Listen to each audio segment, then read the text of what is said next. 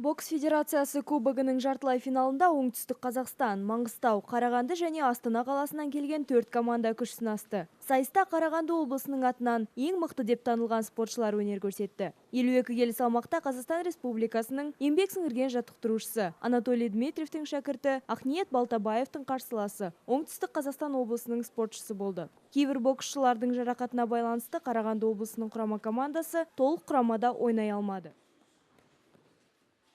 Прошли бои неплохие. Сайыс өте жоғары деңгейде өтті. Біздің тәрбиеленушілер сайыста өте жақсы өнер көрсетті. Дайындығымыз мықты болды. Оңтүстік Қазақстан облысының спортшылары да өте жақсы дайындықтармен келген екен. Мықты қарсылас бола алды.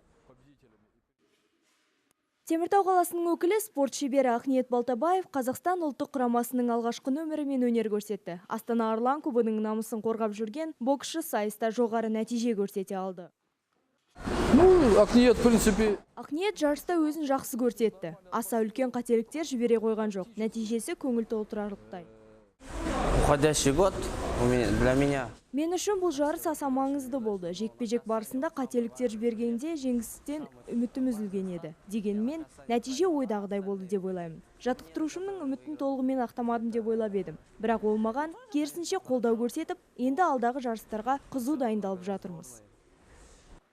Астана және Маңғыстау облыстары арасындағы жекпе-жекте Маңғыстау облысы жеңіске жетті. Ал финалдық күресте оңтүстік Қазақстан және Маңғыстау облыстары кездесті. Бұл кездесуде маңғыстаулық спортшы басымдық танытып, Қазақстан Республикасы бокс федерациясы кубогының жеңіп алды. 75 келі салмақта Қазақстан Республикасының еңбек сіңірген жаттықтырушысы Мергерей Қайруддиновты еске алу турнирінде жаттықтырушы Анатолий Дмитриевтің шәкірті Яна Бараненко 2003-2004 жылдар аралығындағы қыздар арасындағы бокстан финалға шығып, өкінішке орай шешуші жарыста жеңіліске ұшырады.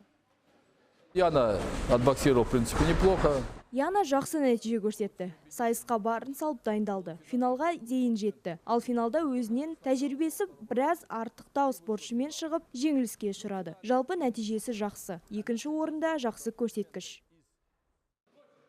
Қазіргі уақытта теміртаулық боксшылар Абай қаласында өтіп жатқан Қазақ Кеңестік Социалистік Республикасының еңбек сіңірген жаттықтырушысы Андрей Богданович Раиштың еске алу турнирінде бақтарын сынауда. Ал алдағы уақытта жаттықтырушы Анатолий Дмитриевтің шәкірті Ақниет Балтабаев халықаралық Ғалым Жарылғаповты еске алу турнирінде өнер көрсететін болады.